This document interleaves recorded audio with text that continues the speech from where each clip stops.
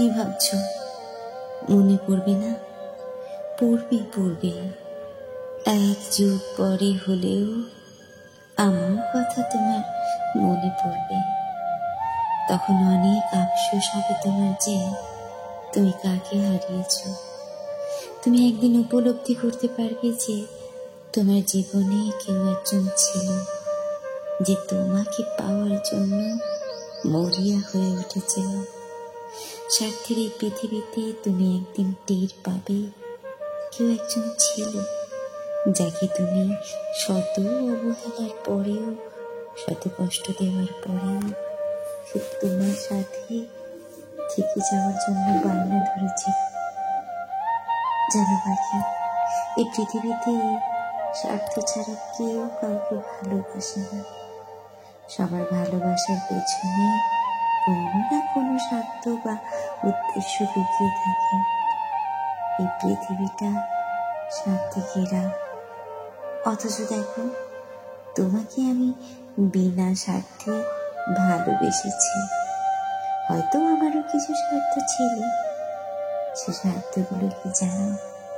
সে স্বার্থগুলো হলো তোমার প্রতি আমার ভালোবাসা।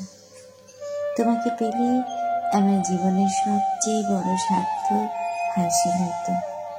সে স্বার্থের পেছনে লুকিয়ে আছে আমার অজস্র ভালোবাসা। নিজের ভালো নাকি পাগলেও বোঝে, তবে তুমি বোঝো না কেন? বুঝবে, তুমি বুঝবে যেদিন দেখবে স্বার্থ ছাড়া কেউ কাউকে ভালোবাসে না। সেদিন বুঝবে তুমি আমি ঠিক কি ছিলাম তোমার জীবনে।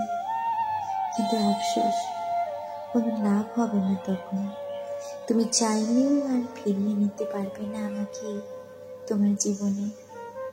তুমি তো চলেই গেলে, কিন্তু রেখে গেলে তোমার হাজারো ভয়ঙ্কর স্মৃতি। তোমার সাথে ওগুলো নিয়ে যেতে তুমি নেই। তোমার হাজার স্মৃতিগুলো নিয়ে কত শত ছন্দ সাজাই। তুমি আসবে না, আমার হবে না, এই মহাসত্য জেনেও নিজেকে অপেক্ষা করাই। কি বিচ্ছিরি অনুভূতি না? অচল নৌকা দেখেছ, যে জলপ্রবাহের একবার স্থলে উঠে আটকে যায়, আর জলে নামতে পারে না। স্থলের রোদে পুড়ে, বৃষ্টিতে ভিজে ধীরে ধীরে ক্ষয় হতে থাকে। আমিও তেমন তোমার ভালোবাসায় আটকে পড়েছি।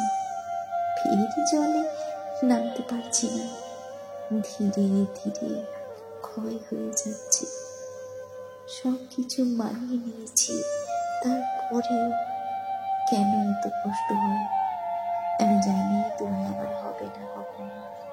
তারপরেও এত কেন মায়া তোমার প্রতি? আচ্ছা, ভালোবাসলে কি ঠকতে হয় নাকি তোমার কাছে ঠকে গিয়ে এমনটা মনে হয়?